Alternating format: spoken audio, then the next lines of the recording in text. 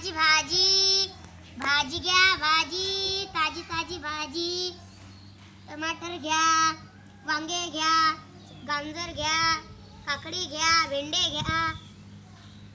वांगे कसं दिलं जी? 20 रुपये किलो. 10 रुपये किलो लावून द्या.